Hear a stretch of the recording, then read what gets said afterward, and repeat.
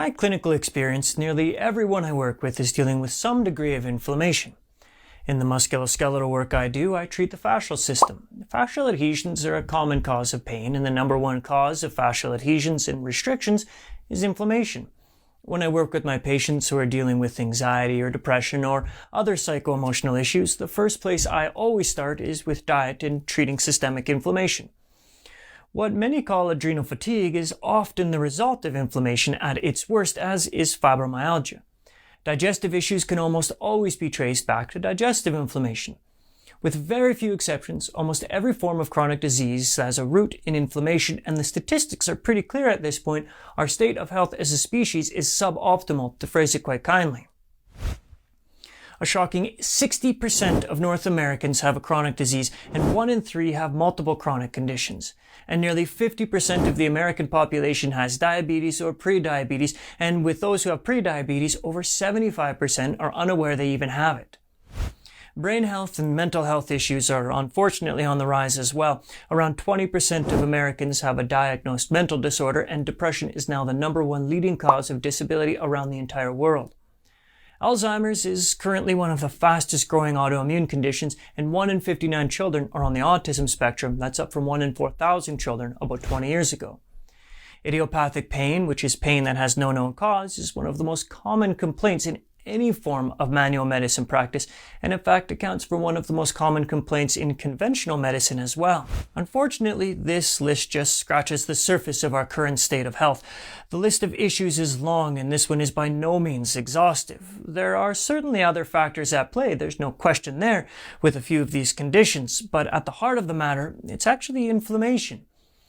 Now, how we got here is a long and interesting tale that has to do with politics and ignorance and mystery and evolution, but perhaps we shall save that for another time. What's important to us now is to acknowledge that we are where we are. We're in a place in time where between 80 and 90% of all healthcare expenditures are on chronic disease, a place where 80% of North Americans take at least one medication a day, and a place where one of the most common things I hear in my practice is I've tried everything and I still feel terrible. And once we know what we're dealing with, we know where we can start to fix it and how to fix the issue. Once we have a map of the terrain, we can navigate to our destination. There are medications for every possible symptom you can imagine. There are medications for symptoms that don't even exist. Now, it's easy to bash conventional medicine and its reliance on medication, but let's give credit where credit is due. Medication is good when needed. I, for one, am quite grateful for antibiotics. I probably wouldn't be here if not for them.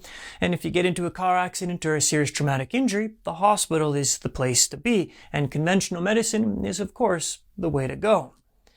But the conventional medical system doesn't work nearly as well for treating chronic issues that we've been discussing. That's where integrative medicine comes in. When I was in school for traditional Chinese medicine and acupuncture, I was taught a concept called the Ben and Biao, the root and the branch. We learned that when you treat the branch, the root stays and the branch will regrow.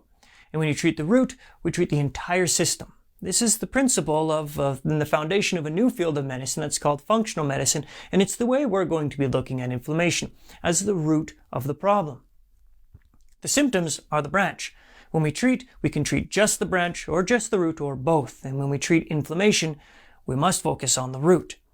Of course, with that being said, if a problem is severe enough, we treat both the symptoms as well as the cause of the root and the branch. However, I've found that in most cases, treating systemic inflammation is enough to make almost all symptoms go away. So treating inflammation must be an integrative process. We have to treat the body as a whole, not just the specific parts, and the primary way we do this is using food as medicine. As Hippocrates said, let food be thy medicine, and medicine be thy food. There are other approaches to treating the body as a whole where integrative medicine excels, such as, say, meditation, exercise, and different forms of body work. However, this course focuses on nutrition side of inflammation, as I have personally found that when we deal with nutrition, the other practices and modalities become easier and oftentimes much more effective.